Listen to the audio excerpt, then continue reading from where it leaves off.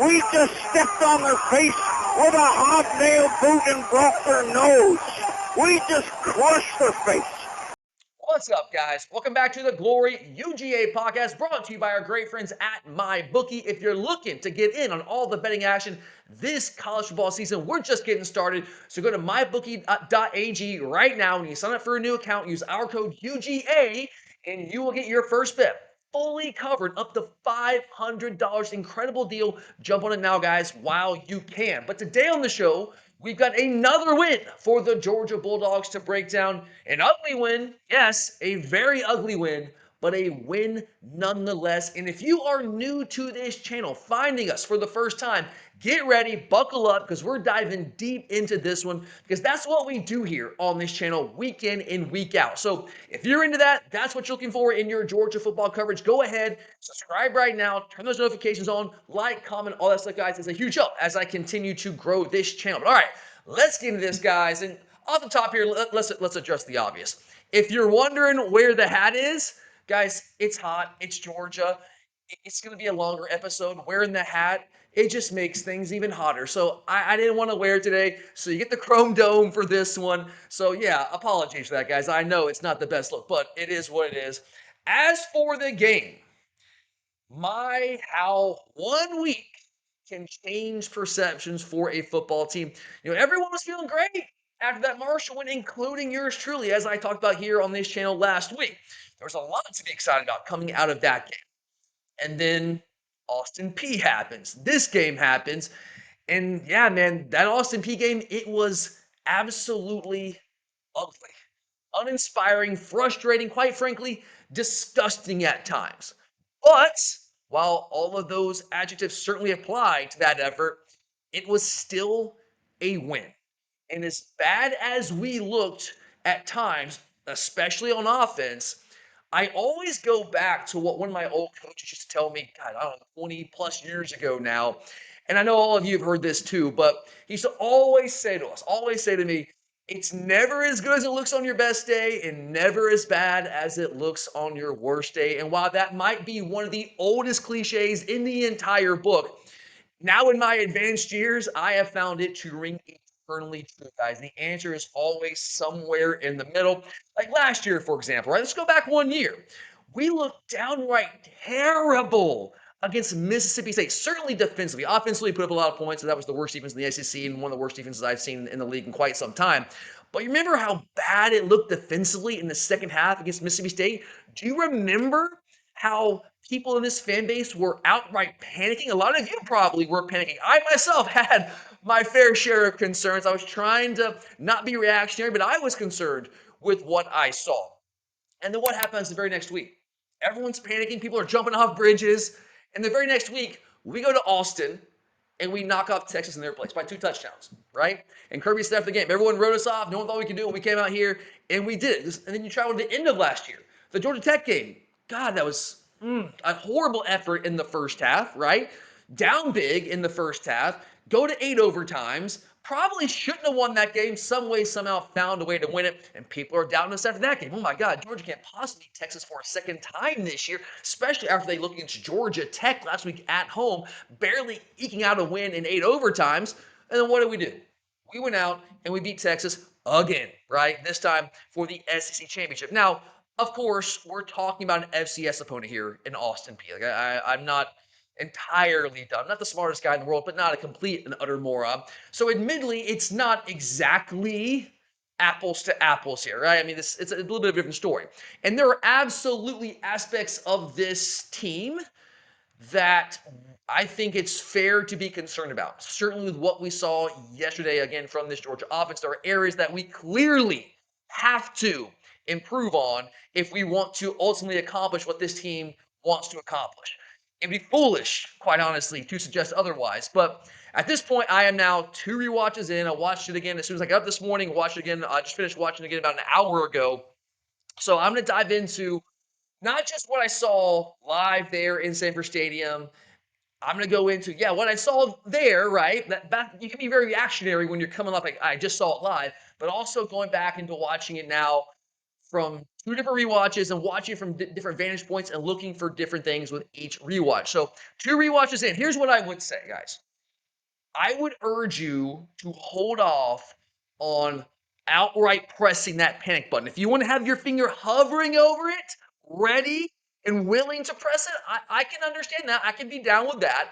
But I would urge you to hold off from outright pressing that panic button right now. It's not time to go run out in front of oncoming traffic quite yet. That time might be coming, guys. I don't know. We'll see what the future holds. But if you're basing it off what we saw in against Austin Peay yesterday, I'd say just hold on, guys. Hold off here.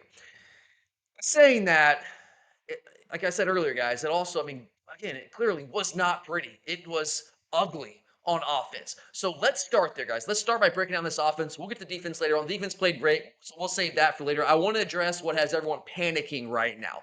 Let's start with this offense. And like the final numbers were okay, I guess. I mean, 28 points, 421 total yards, 5.5 yards per play. You would certainly expect the Georgia Bulldogs to put up bigger numbers and a better offensive effort against a team like Austin Peay, an FCS team, which wasn't great a year ago. I will say, like, Middle Tennessee State is freaking terrible. They are very, very bad this year. But they did go out and beat an FBS opponent by 3 touchdowns for the first FBS win against an FBS opponent in like almost 40 years. Since, like, I think, 1987. So I think Austin Peay is a little bit better this year, but it still shouldn't matter. Honestly, guys, right? It's Austin Peay. It's an FCS opponent. It really should not matter when you're talking about Georgia football. But, you know, you also have to factor in some context here. The entire second half was wet. We had a 2-hour weather delay. I know people see that as just excuses, but I just kind of see this context. You can call it an excuse if you want, but it's context. That's the reality we played in. But whatever you want to throw out there to explain those offensive numbers, it was a lackluster offensive performance to say the least, particularly when it comes to the Georgia passing game, or I guess we should say the lack thereof. Talk about the Georgia passing game. And I told you guys last week, the last episode we did last week, I gave you guys 5 things that I was watching most closely in this game. 5 things I wanted to see from this Georgia football team against an overmatched FCS opponent heading into a big-time showdown in Knoxville against Tennessee next weekend. And number 1 on that list, what was it? Yeah, if you saw that episode, you know what it was. I wanted to see the vertical passing game get going because we didn't really see that against Marshall. We still scored 45 points. It was fine, but I wanted to see us get into some sort of a rhythm, trying to push the ball down the field against an FCS opponent as we head into Tennessee, trying to build some confidence doing that. And it just wasn't there. Again, second week in a row. Now, one game, okay, it is, it's just one game. It's whatever.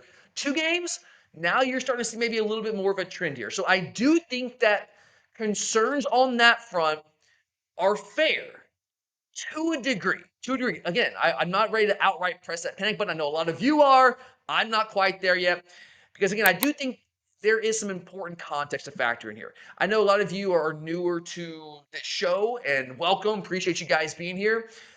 Those who've been here with me for 11 years, this is the 11th year we've done this show, you know that I tend to not be an overly reactionary guy, and sometimes that frustrates people. I know that you guys want me to be reactionary, and I get it, guys. Like, we are so deeply invested in Georgia football. I mean, guys, we bleed the red and black. I mean, it is a core part of who I am, of my identity, right? So I get it. And there was a time in my life where I was, man, like way more reactionary, but I'm old now, right? And I have just learned over the years to not overreact to like one game like this. I've been there and I've done that. Like, I've seen games like this. So I do think concerns are fair, but again, I'm not losing my mind over this right now because, again, like, we've seen this 2 weeks in a row. Like, let me give you some context here. 2 weeks in a row, our opponents defensively have come out playing an extremely soft coverage.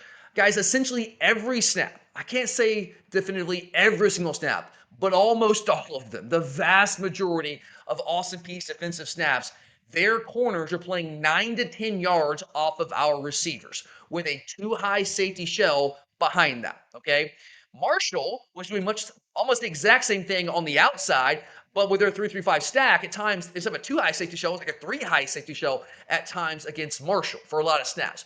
And you tend to see that in matchups like this sometimes. When you have like a team like Georgia going against a team like Marshall, Austin Peay, these overmatched teams, they know their best chance to keep it close against a team like Georgia, like keep it like relatively close, keep it respectable, is to play this off coverage, take away any kind of deep, explosive pass plays, make us grind out long drives and chew clock, right? When you grind out those long drives, like even if we're getting 5-6 yards a pop on the ground, which we essentially were all game long, you're chewing clock, right? And you chew clock, that limits possessions. If you limit possessions, that limits the amount of opportunities that Georgia has to score points, therefore keeping the game a little bit closer. So you see that be a strategy that teams like this tend to use in games like this.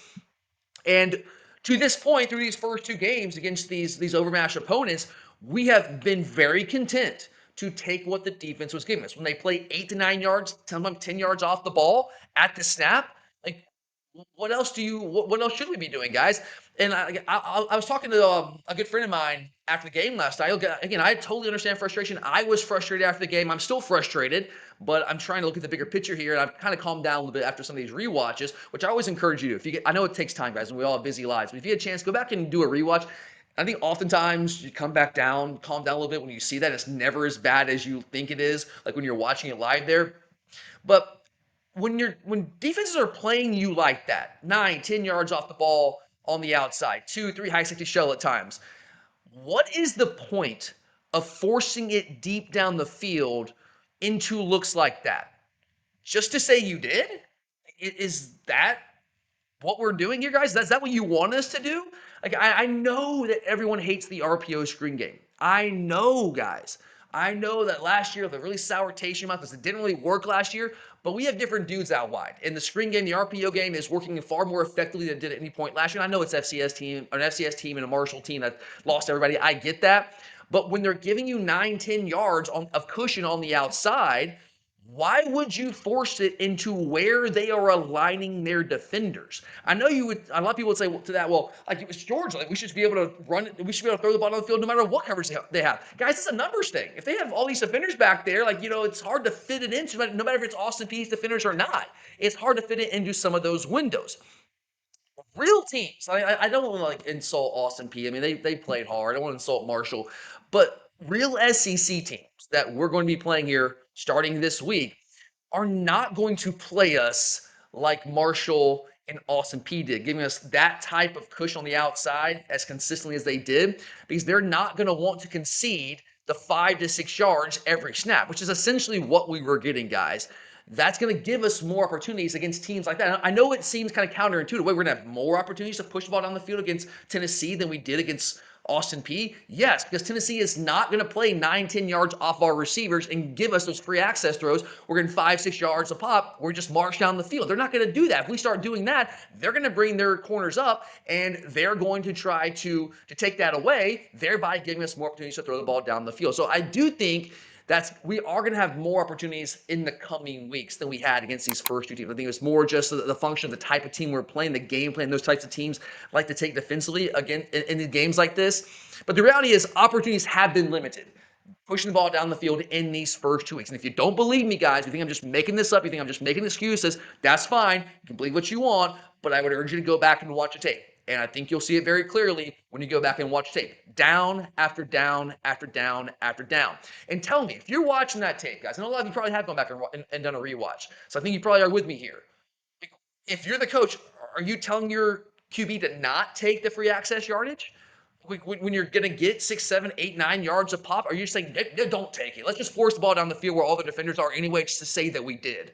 Like, are you really doing that? Because that's seemingly what a lot of fans were advocating after the game, at least people that I was talking to, and what people were saying on social media, which I know can be a vocal minority. But you hear these things, right?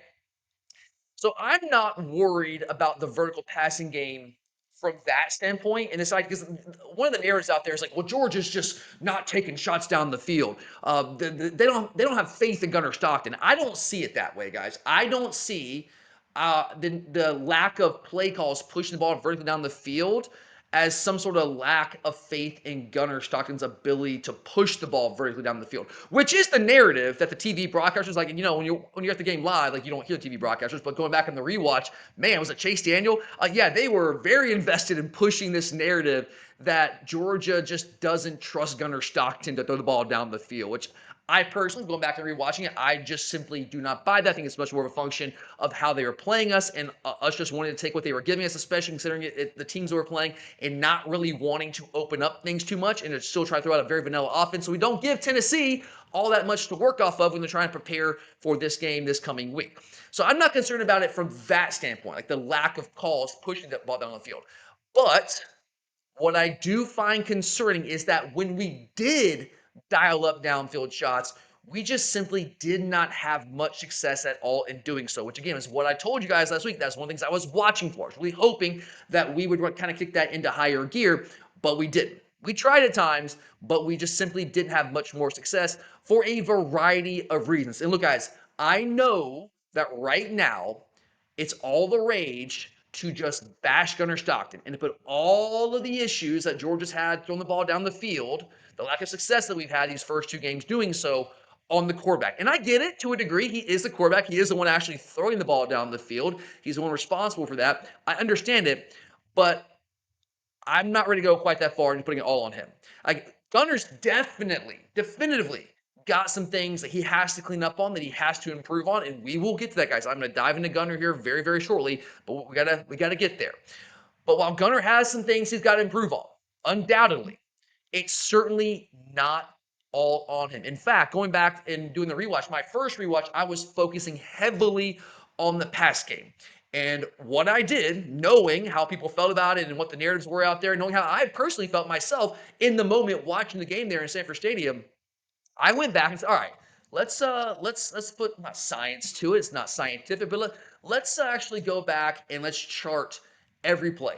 Every play where I identify it as a play we call designed to push the ball down the field in the passing. Sometimes that can be hard to tell, like what is a play we call designed to push down the field and not. Sometimes these plays are changed line of scrimmage. Sometimes we call a play that's designed to go down the field, but Gunner, the quarterback, sees something pre-snap and he has the autonomy to go ahead and just sling the ball outside if we've got cushion on the outside. But I try to go back and identify the plays where we were actively trying to push the ball down the field, where the play was called to do so. At least that was the intent. And I identified 14 play calls where I believe the intent was to push the ball down the field. So I'm actually, guys, I know that this, like you might think this is crazy, but it's what I talk about. This is what we do on this channel. This is not, like I say, it's not a safe space for casual fans. So if you're a casual fan, there's plenty of outlets out there for you. This might not be the spot for you, but you diehard Georgia fans, which is who we produce content for, I got all 14 play calls. I'm gonna run through each one of these here, where I think we were intending to throw the ball down the field. I'm gonna do it quickly, but I'm gonna run through it for you here real quick. All right. At 13:50 in the first quarter, we try to go play action on the field. Michael Weenie, which is officially how you pronounce it. It's not Weenie as I thought for a while, as I was told. It's Weenie. Michael Weenie breakdown. That guard got the start there with Juan Gaston out for this game. Hopefully, he'll be back next week. But Weenie breakdown there. Gunner didn't have time. That was the play where Gunner, like, he created, man. He did something fantastic, escaped the pressure there, was something Carson Beck would not have been able to do last year. It would absolutely been a sack, 10-yard loss last year. But Gunner was able to get back to the line of scrimmage and also get a couple yards on that play. But we tried to throw the ball down the field. We were not able to because we could not protect the quarterback. That's not on Gunnar Stockton. The 9:27 mark in the first quarter. Again, offensive line pressure. Again, it's the right side. The right side of the offensive line has been the issue, guys. Like both games, that's been the issue. We've gotten pressure on the quarterback. That's been the problem. This time it was the guy starting a tackle for Ernest Green, John Jackson, who I still think has a bright future for Georgia. I'm hopefully has a bright future for Georgia, but he did not look particularly good yesterday. In fact, it was not good at all. I'm trying to be nice here, guys. I don't want to rip the guy in his first career start. It wasn't great. Now he did get banged up, and so that certainly complicated matters and made it worse for him. But 9:27 in the first quarter, he was not banged up. He just gave pressure there, and there was no time for the route to come open. Again, that's not on Gunnar Stockton. People want to put on Gunnar Stockton because he's the quarterback, but that's not what happened on that play. At the 3:46 mark in the first quarter, we ran a tight end rail route, like a wheel route, and Gunnar checked it down to Frazier. It was 100% the right read, guys. Again, how they were playing off of us in that two high safety shell, the rail route, the wheel route was covered. And that's what I'm saying. Like, do you want to force the ball just to force the ball?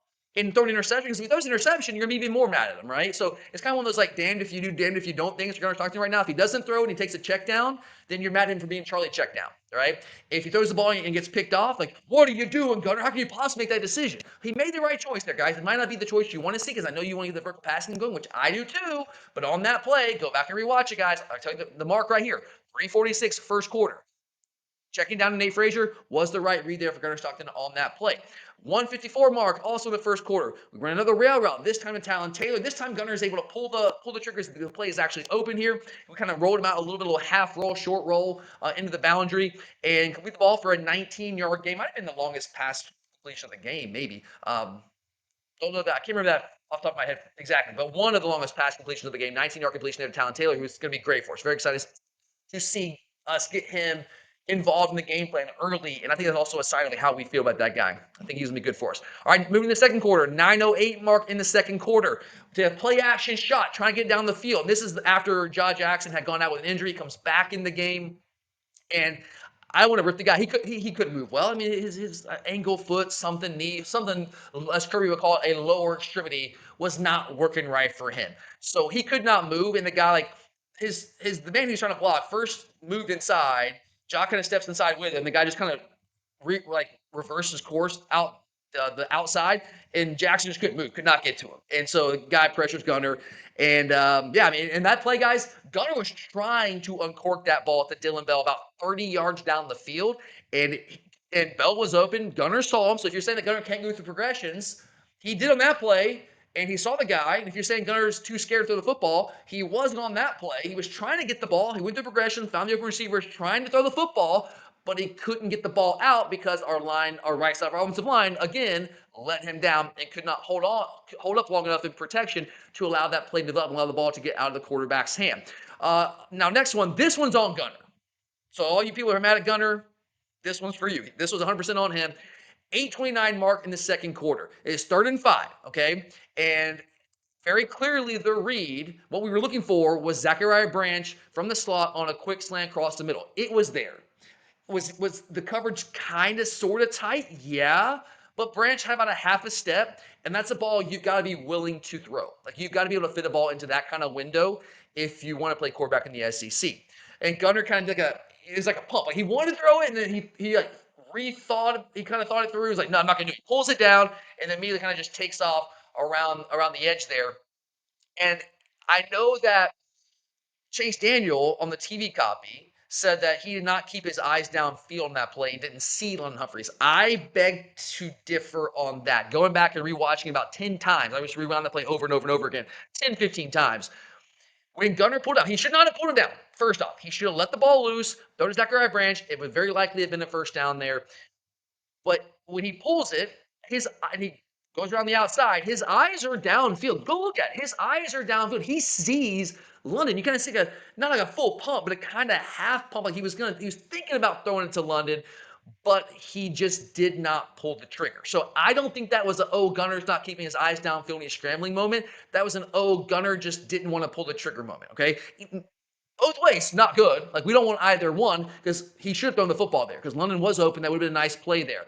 So that one was 100% on Gunnar. But again, I believe his eyes on that particular play were downfield. My criticism of Gunnar on that play is that he was being far too risk-averse in both situations. Too risk-averse, not wanting to throw that ball into a tight window when there was a relatively tight coverage on Zachariah Branch, and then even more risk-averse when he's scrambling outside the pocket and you see London Humphreys, but you're like, I just don't want to risk it. You're playing too risk-averse there, Gunnar, on that play. So that one was on Gunnar Stockton, all right? 4:29 mark, second quarter. Now, this was a first down rail route. We're trying to run. Anytime we were trying to get the ball down the field, more often than not in this game, we were trying to run rail routes, like the wheel route stuff, right?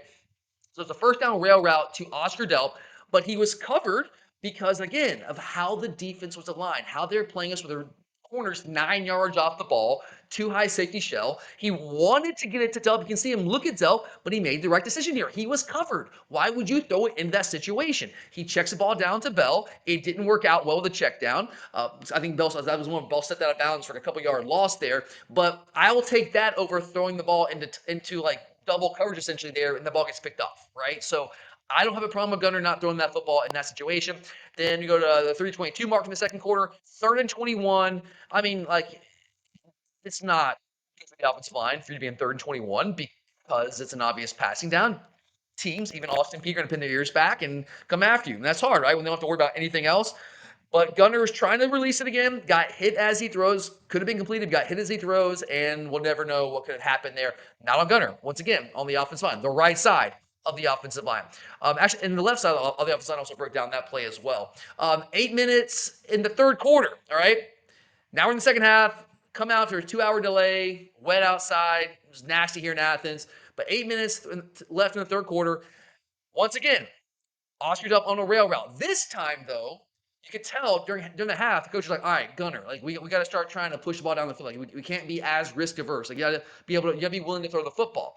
So in a very similar look to that previous rail route to Oscar Duff, where he did not throw and he checked it down. This time he decides he's going to try to fit it in there, but he was covered, and the ball should have been thrown there. That you can call that a poor decision. I think that was a function of him being told at halftime, "Hey, we're gonna run this play again. We're gonna come back to it. We want you to throw. Even if it looks like he's covered, we want you to throw it." But he was covered there, and that's if he would have thrown on that same rail route look earlier in the game, that's probably what would have happened there. It might have even been worse. Might have been picked up. Got to throw that ball out of bounds.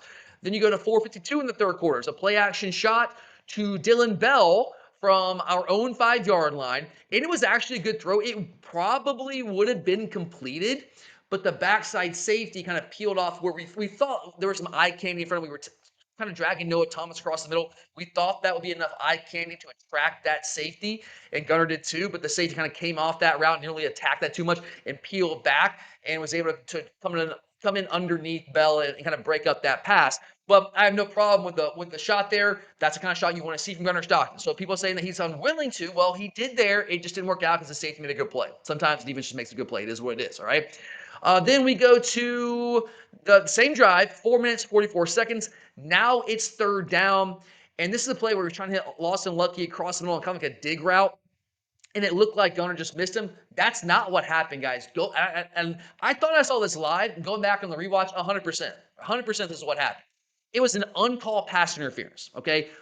It was Lawson Lucky. Lucky got bumped by, it was a linebacker or DB when that ball was released, when the ball was in the air and that threw off the timing. If Lawson does not get bumped by that DB, that ball is complete for a first down. Gunnar put the ball where he needed it to be. He was anticipating Lucky being in that spot, which is where Lucky would have been if he was not bumped off his route by a DB, which should have been a pass interference. 100%. That's pass interference. They just didn't call it. It is what it is. I was screaming in the stands, like, that's pass interference, but, they're not going to call it. It is what it is. But I don't think that one's on Gunnar. I know to the naked eye, after, being frustrated by what we saw the first quarter and a half, you're like, oh my God, there we go again. Gunnar just can't miss. He can't make throws. Like, what did they say? I got on the broadcast again. Like, they had this narrative they were pushing about Gunnar Stockton just basically being terrible. And it's like, well, he's just not completing the passes. Gunnar put the ball where that ball needed to be. There was an uncalled pass interference. It is what it is in that play. All right, now let's go to the fourth quarter. 10 minutes, 3 seconds left in the fourth quarter.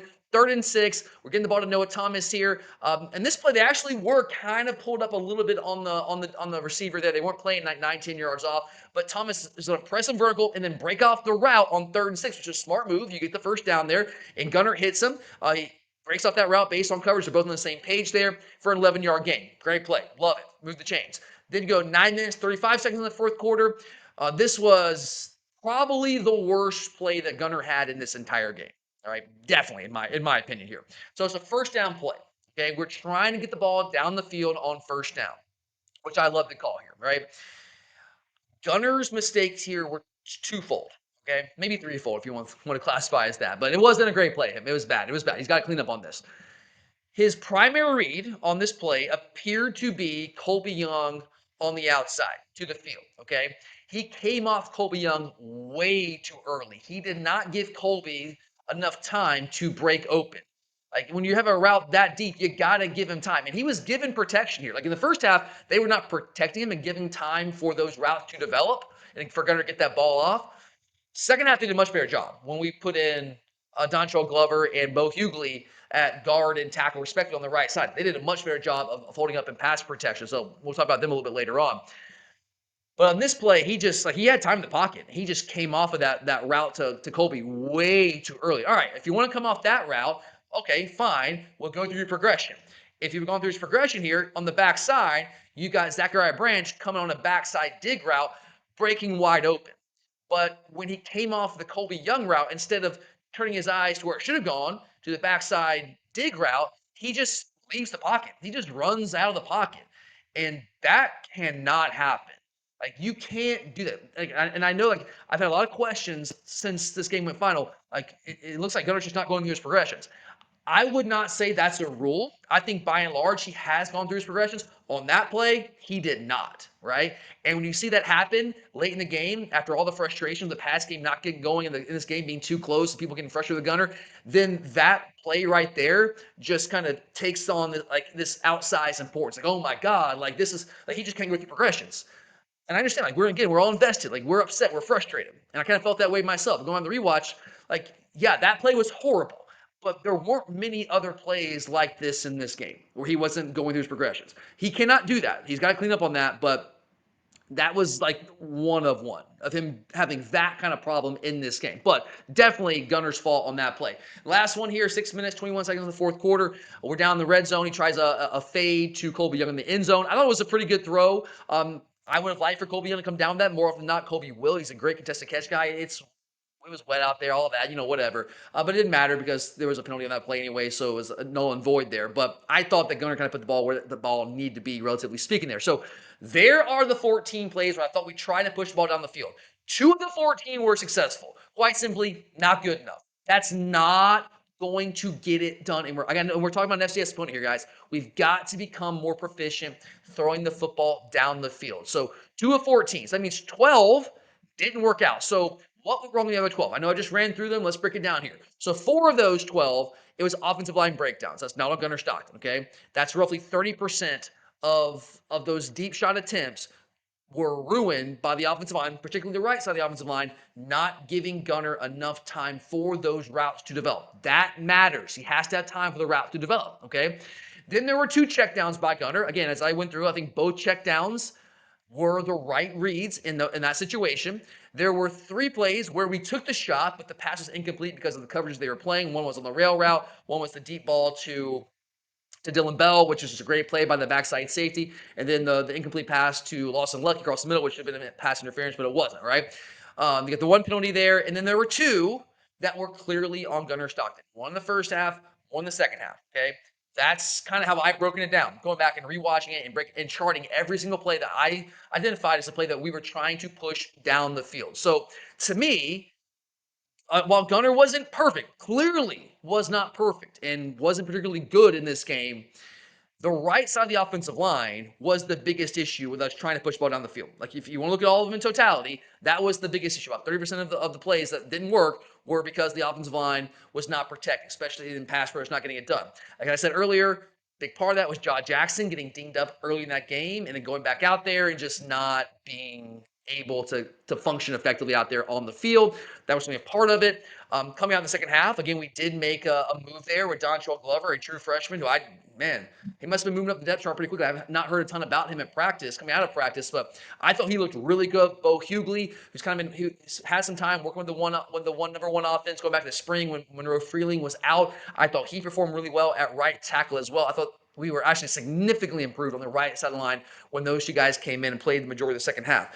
But in the first half, we just simply, again, we were not giving time for those routes to develop downfield. And I think that was by far the biggest issue. Not the only issue with our vertical passing game. That was, if you're trying to figure out, like, what was the biggest issue? I know people want to put it on Gunnar because he's the quarterback. I think the biggest issue, especially in the first half, was just not protecting long enough for that vertical passing game to actually be able to happen.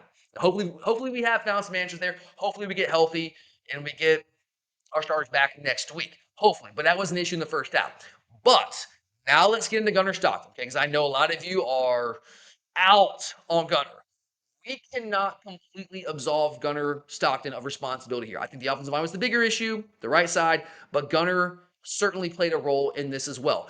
Do I think he's getting too much of the blame right now? Yes, I do. I think that some of the fan base have already given up on the guy. I know because some of my friends have essentially said, like, I'm out, I'm done. Like, I mean, let me see Pug, okay? I know some guys are out there, like, people are just officially out on Gunnar. Not everybody, but there are people out there. But me personally, I am far from that point. I am far from giving up on Gunnar Stockton. I know, guys, that people hate checkdowns. I know people hate that. People grasp onto that as evidence that Gunnar just can't throw it down the field, that he's some check down Charlie. I know the narratives, guys. I know.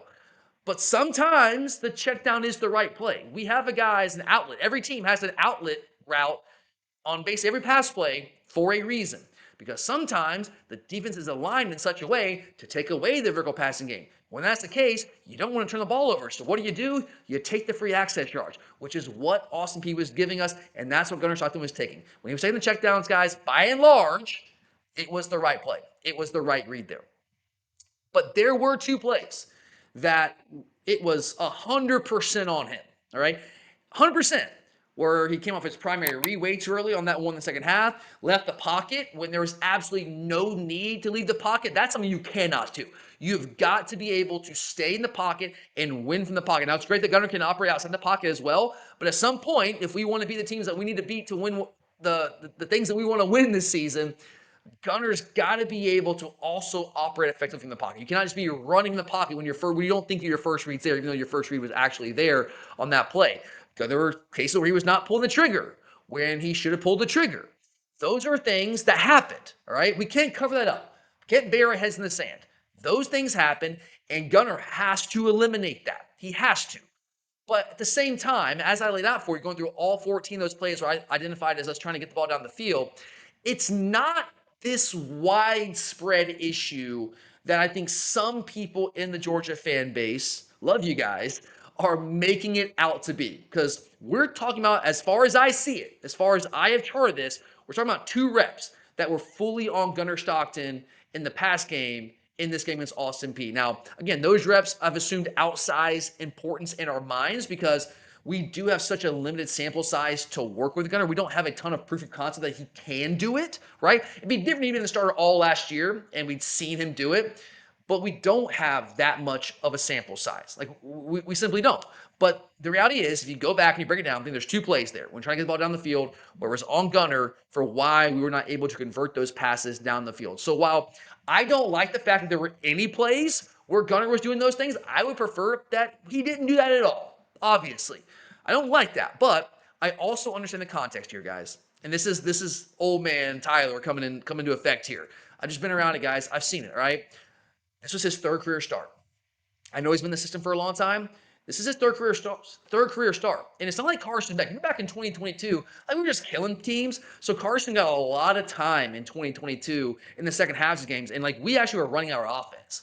Like, we were allowing him to throw the football. So he had a lot more experience at the college level when he got a chance to take over the reins of the team in 2023 than Gunnar did coming into this year. So he just doesn't have a lot of those built-in reps. And look, Gunner's done some good things, guys. Like, I know that it was a bad look at times yesterday. Absolutely it was. I'm not telling you it wasn't. It was a bad look at times. But he's also done some really good things. He's protected the football really well. He's been very efficient. You might hate that because you don't like the checkdowns, you don't like the screen passes, but again, you got to take what the defense is giving you, and he's been very efficient seeing those things and taking what the defense has given us. I do think that he needs to be a lot less risk averse. That's a very fine line. It is. But I do think it's fair to say that he has veered too far towards the risk aversion side of the spectrum. And if I have a critique of Gunnar Stockton in the past game, that's it. He's got to be less risk averse, more willing to turn it loose. But ultimately, I know that a lot of you guys out there, maybe not you guys, but a lot of people in the Georgia fan base are out on Gunnar after yesterday. But I'm just not there yet. I'm not all in telling you that he is unequivocally the dude. Like, what are you guys talking about? He was incredible. That's not what I'm telling you. I'm not telling you that Gunnar Stockton was awesome. He wasn't awesome yesterday. There were things to be concerned about. But right now, 2 games in, I am still in wait and see mode with Gunnar Stockton. I said it all offseason that I thought the floor was pretty high, but the ceiling was TBD. It was to be determined. And I think that's still the case. I think the jury is still very much out on what Gunnar Stockton's ceiling is, what our team's ceiling is with Gunnar Stockton as our quarterback. It might not be what we need it to be. Like, he might not be good enough, guys. Maybe. I'm not telling you definitively that he is good enough.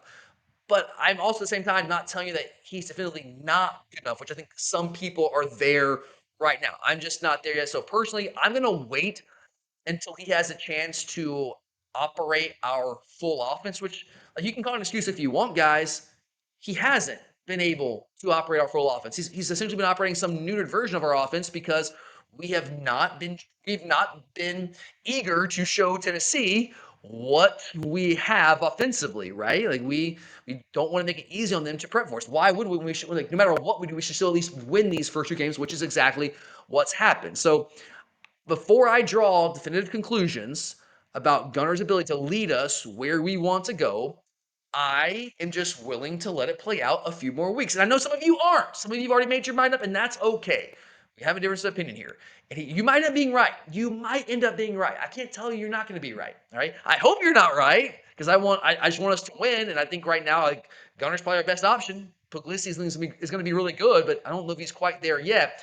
But I'm willing to let it play out a few more weeks when he has a chance to run the full offense, not some neutered version of it, and play against defenses that are going to play us in a more normal way and not consistently 9-10 yards off the receivers, right? So I'm going to let it play out. We'll come back and revisit it, guys. Like, we'll find out real quick here. We're going to find out real quick. We're heading to Knoxville this weekend. I'll be up there. A lot of you guys probably will be too. And, man, if he has another game like that and lose that game, I might be out of after that because you lose Tennessee guys, and especially on the road and dealing with their fans, not great, not fun, not a fun trip. But all right, we spent a lot of time on the pass game because I know that is what has people losing their minds right now. Understandably so. So I wanted to address that from the jump here.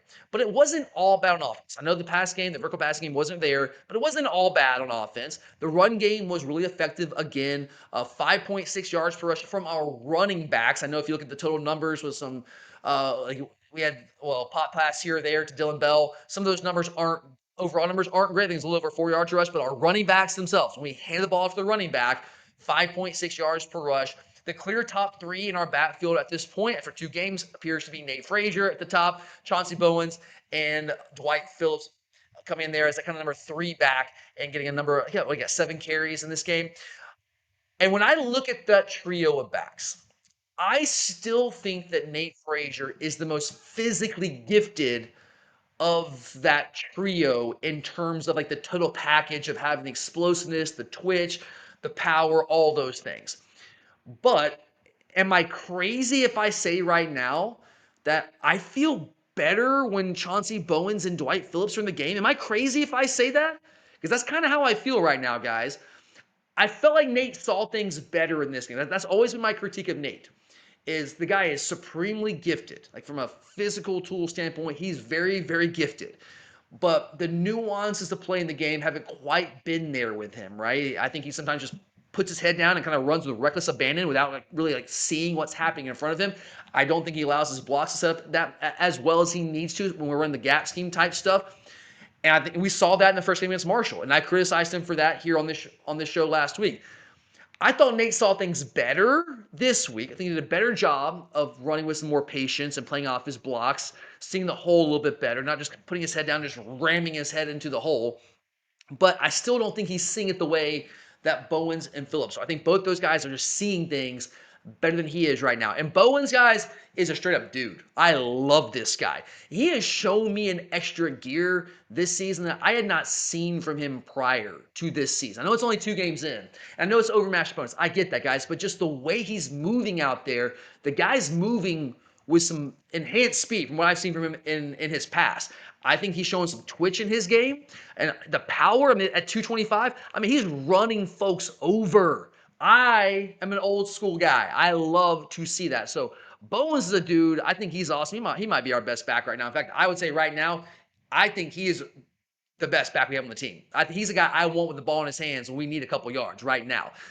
Phillips is awesome too. I love Dwight Phillips, and we also gave him a few opportunities to carry the ball between the tackles in this game, which we didn't do much of last week. Last week was more trying to get him on the perimeter, and we did that again this week. We also gave him some opportunities to run the ball between the tackles, and I thought he did a nice job of doing that. And he is a threat to change a game anytime he touches the football. And they kept showing the broadcast he's a 10-4, 800-meter guy. No, guy, he's a 10-2, 900-meter guy as a junior in high school. Go back and look at the numbers on mile split. It's out there. So they had their numbers wrong, but whatever. The guy is electric, right? And I think it's just a matter of time until he's broken off some nice chunk runs. It's just a matter of time when he starts breaking off some like 40, 50, 60-yard like game-changing type runs. I think he's got that in him for sure, for sure. Offensive line, yes, as we laid out, had its issues in pass pro, especially the right side of the offensive line. But I think they got consistent movement at all times in this game up front, except for that one drive where we got the goal line, which, by the way, yeah, we do need to address that possession right before the half down the goal line. Guys, we gotta be able to get the ball in. That's unacceptable. Like, I know the time is ticking out there, and we don't like you can't run every play you like to run there because time is a factor. But we ran the ball twice on that drive, or right there inside like the 1 yard line, and we could not get it in. We've got to be able to get the ball in. Look, I know it's tougher. Everybody's condensed there when you get in the goal line. I understand that, but we've got to be able to punch that ball in. It's as simple as that. I don't make any excuses there. That's got to be better. That cannot happen. That cannot happen moving forward. But overall, despite that abysmal play there on in the goal line before the half, overall, I thought the offensive line got a ton of movement for the second consecutive game. Overmatched opponent or not, I don't care. I liked what I saw there. Again, I thought that Glover and Hughley were great once they were inserted in the lineup on the right side of the line, especially Glover. I was really impressed with Dontrell Glover. Obviously, I like Juan Gaston. He's different. Like, we're different with him in the game. But behind him, I think Glover's the next guy. Like, if we're looking for another guard right now, based off what I've seen from Weenie and Glover, I like Glover more. I was very impressed with him, and I did not expect to see that happening. But going back to the pass game, it was the Zachariah Branch show last week, as we talked about here on this show. But this week, it was Colby Young who stood out. Now, he wasn't as spectacular, maybe, as Branch was a week ago. He didn't have, like, big 50-yard touchdown run, catch and run that Branch had. But Colby did some really good things in this game. Really good things, especially like in the screen game, like his physicality, being able to take that screen and plow ahead for 8, 9, 10 yards and get what was there. I stand by what I said in the preseason. And I think this game kind of supported those beliefs I had that Zachariah Branch is awesome. And Zachariah Branch is going to make some explosive plays, a lot of explosive plays, and going to help us win football games. But I still believe that Colby Young, when we start getting into real games here, like this weekend against Tennessee, Colby Young is going to be the go-to guy for Georgia receiver. Now, we have a number of players that can help us out there. Zachariah Branch, Noah Thomas are getting more involved in the offense in this game, which is great. Love to see that. I think Tylen Taylor's going to be involved. Dylan Bell's going to be involved. But when it comes down to it, I think that Colby Young, when this season's all said and done in January, we're going to look back and say Colby Young was Georgia's top receiver. Like, he was the go-to guy when we needed to play. So I was excited to see him kind of get more involved in this game than he did against Marshall. Anyway, had 2 catches for 30 yards, at 7 for about 75 or so in this game. Flipping things over to the defensive side of the football, defensively, guys, like, I don't know how much we should take away from this because Austin Peay just completely outmanned here. But regardless, it was another strong performance from the Georgia defense. And it should have been, yes, it's Austin Peay, the FCS opponent. We should have dominated them, but it was impressive nonetheless. We held the Governors to 196 total yards. And guys, 60 of those were given up on 2 plays by DeMello Jones. Okay, look, I'm not trying to kill DeMello Jones. I'm just putting this out there for context. I think DeMello Jones, long-term, can be a good player. I like DeMello Jones. But he's not going to be playing as much, if at all, in SEC games like the one in Knoxville this weekend, barring injury. He's just not going to be playing as much. Like, we're giving him more reps in games like this, and he got beat twice and gave up 60 yards on those 2 plays. So outside of those 2 plays that were given up by a guy that's probably not going to be playing much in Knoxville this weekend, we gave like 130-ish total yards in this game. And, as expected, the game plan for Austin Peay was to get the ball out of their hands very quickly. We talked about that coming into the week, that I thought they would do a lot like what Marshall did, knowing that they were just completely outmatched up front. They were going to try to get the ball out of their hands very quickly because they knew they couldn't hold up against our defensive front. And they did that. But I was hopeful that we would be able to get them into 3rd and longs, which we did do a good job of. And so one of the things I was watching closely was, okay, when we do get them to 3rd and long, standard downs, I don't think we're going to have any opportunities to get after the passer, but 3rd and long, those opportunities will be there. So when we get those opportunities, can we do a better job of affecting the passer? And I thought the answer this week was yes. I would like to see us continue to improve that. But we saw Chris Cole get his first sack of the season. Crazy bend off the edge. Just straight up. It wasn't a blitz package. It wasn't some sort of crazy pressure. It was just Chris Cole lining up on the edge and outright beating their left tackle. He just dipped underneath him with a crazy bend that guy has at that size and got the quarterback down the ground, got Parsons down the ground. Love to see that. And guys, right now, we're still like as vanilla as we are offensively, we've been very vanilla defensively as well. Like we hardly even run like twist and stunts up front right now, guys. It was just basically like one-on-one. We're just kind of rushing the passer and see what happens, right? So I did love to see Chris Cole get after the quarterback there and get that guy down the ground. I also had C.J. Allen with a sack, so 2 sacks on the day. Defensive line continues to dominate, guys. Up front, they are controlling the line of scrimmage. I know it's Marshall. I know it's Austin Peay. But that defensive line, at the risk of overreacting here, based on what I've seen these first 2 games, looks as good as any defensive line that we've had since 2022 and maybe even 2021. I don't know if we don't have a Jalen Carter guy because that guy's a freak, but with the overall talent and depth that we have on this defensive line of guys that we can roll in and out at the 3 tech, the 0 tech, the 5 tech, I love this defensive line. I think we have a number of dudes. Christian Miller is a dude. Elijah Griffin already proving to be a dude. Xavier McLeod, I think, is really, really good. Jordan Hall's looked really good coming back from injury in these first 2 games. Now, of course, we want to see against better competition, like we'll see this weekend in Knoxville, but based on what's been put in front of them, I don't know if they could have looked much better. The front 6 guys right now is just nasty. It's just nasty. You're going to have 2 yards per rush in the first 2 games against a style of offense. Like I know it's Austin Peay, I know it's Marshall, but both these teams have run a version of the style of offense that has given us issues the past couple years, regardless of talent level. Like I know I mentioned it last week, UMass last year gave us a lot of issues. Ran for over 200 yards against us, running a similar-ish type system. And so these 2 teams with dual threat quarterbacks running a spread run-ish attack of sorts, we've done a really, really good job of defending that style of offense that has given us issues the past couple of years. Now, one thing I will say is that Jack, I love what we have on the defensive line. I'm still not sure we are special at Jack linebacker. And I don't know if we were special there last year. If you want to classify Jalen Walker as a Jack sometimes last year, which he did kind of play that role at times, then yeah, we were special. We're talking about the Buckus Award winner. But he's on the team. And like Chaz had a great year, 6.5 sacks, tied for the team lead last year. Damian Wilson Jr., really talented player, did a great job. He got opportunities last year.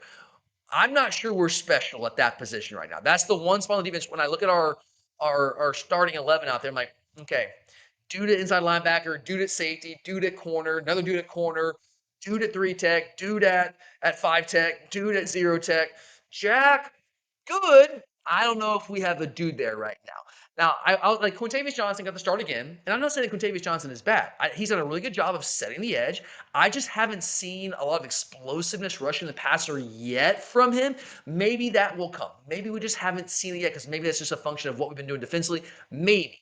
But I have some questions there. I want to see more pass rushing ability from that position. I still think that Elo Madozi, the transfer from Marshall, is our best bet to be that guy.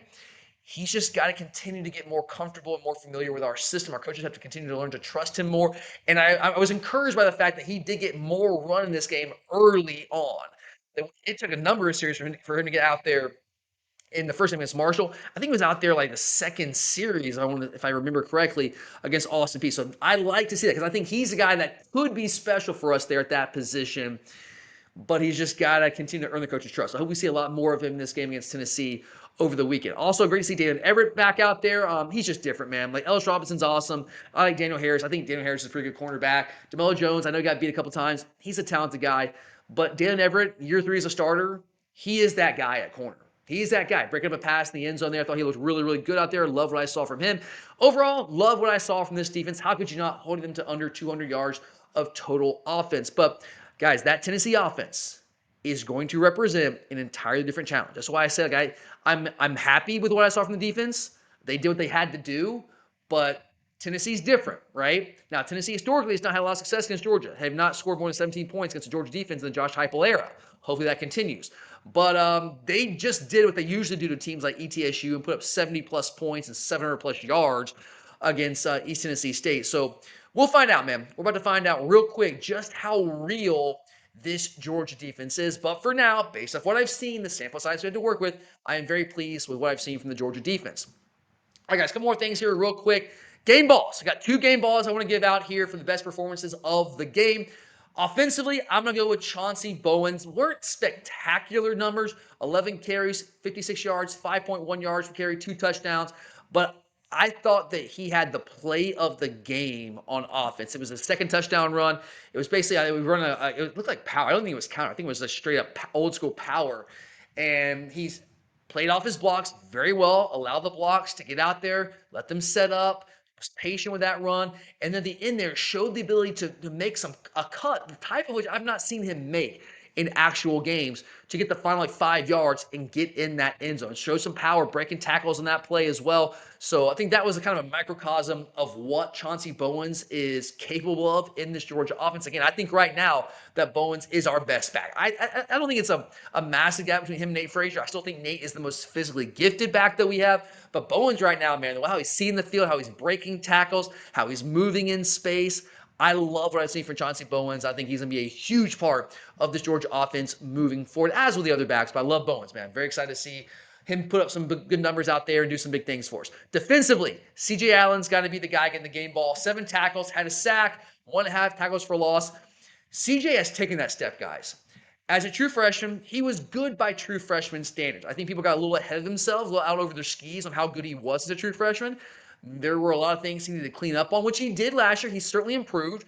But this year, through 2 games, I mean, guys, he's a different player. He has clearly taken that next step. He is flying around the field. He's playing much more decisive than I've ever seen him play. I think he's slimmed up a little bit, but still big and powerful out there. But I think he's moving faster than he ever has at any point in his career. He's really improved as a pass rusher as well. He is the leader of that Georgia defense, and we're lucky to have him. I thought he had a huge game against Austin Peay. He definitely gets that defensive game ball. Final thoughts here, guys. Going back to what I said at the outset, it was ugly. I'm not trying to tell you otherwise. There's no getting around it. That was an ugly win. If we play like that next week in Knoxville, we're going to lose that game by 30 points, guys. And I might spontaneously combust if I see us play like that in Neyland Stadium. But it's also one of those things. And I know this sounds crazy. I know this seems like I'm just making excuses, but I do believe this, guys. Because again, I've been around for a long time. I've seen these things. I think it's one of those things where this might have been exactly what this team needed going into that Tennessee game, right? And hear me out on this, right? Before you say I'm just crazy. When you can play that poorly and still win a game against a team like Austin Peay, but you look sloppy, it was gross, your coach is pissed off at you guys saw on the sideline, the fans are angry as we all, and frustrated as we all are. That's a wake-up call for a team like Georgia. And that provides a lot of teaching moments for a very young team. Let's not forget, guys, as Kirby said in SEC Media Days, 54% of this roster, first and second year players. It's a young team. Yeah, we have some veterans, but this is by and large a young team. A lot of these guys getting their first real run in their careers, whether they're sophomores, year 2 guys, or true freshmen. So games like this, where you screw up and you don't play like you're supposed to play, that creates a lot of teaching moments. It creates a lot of moments where you can go in the film and say, look, this is not good enough. You've got to improve on this. You've got to do this. You've got to do that. I think that's a very healthy thing for a team. It keeps them hungry, keeps them motivated, and lets them know that, hey, like, you're not as good as you think you are. You've got to keep working. You've got to keep improving. So I do think in some ways that can be viewed as a good thing. When you can win the football game, that gives you something to work towards, things to improve on. It allows the coaches to get the attention of their players. Because these are 18, 19, 20, 21-year-old guys, right? Sometimes their attention can wane. Sometimes you get up and you kind of start feeling yourself a little bit. And the coaches are trying to preach their message, but it kind of falls on deaf ears sometimes. But a game like this is what opens up those ears, right? And all of a sudden those words that were kind of falling on deaf ears, like maybe after the Marshall game, we just kind of blew them out. Now they're resonating in maybe a way they didn't against Marshall, and that will help us and make us a better football team down the road. So just another way to look at that there, guys. And look, I've seen this story before. You know, you think about the context here. You got a big game on the road next year, SEC opener in Knoxville against a good Tennessee team. Yeah, you sleepwalk through a game against an FCS opponent. Not acceptable. That should not happen. But when you're talking about guys at this age, it happens sometimes. We see it, guys, every year. We see this. We're still running an extremely scaled-down version of our offense. There were some weather conditions, had an extended delay after halftime. So there is that context there, right? Not to make excuses, but just to put the context out there. We've got to continue to improve. Clearly, we've got to continue to get better.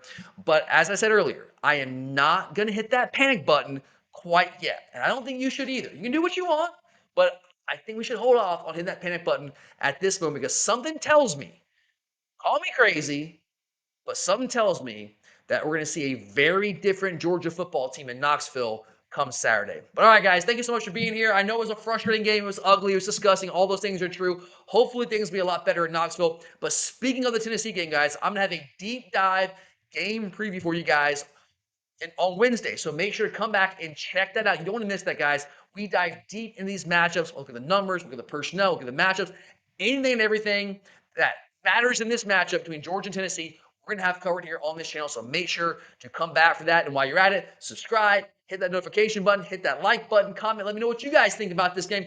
Am I being too easy on the guys? Am I? Is that what you think? What were you most frustrated about? Let me have those comments, guys. I'd love to hear from you. But thank you guys so much for being here. I greatly, greatly appreciate all the support. But for now, I'm Tyler, and as always, go Dogs. Man, is there going to be some property destroyed tonight. 26-21. Dogs on top.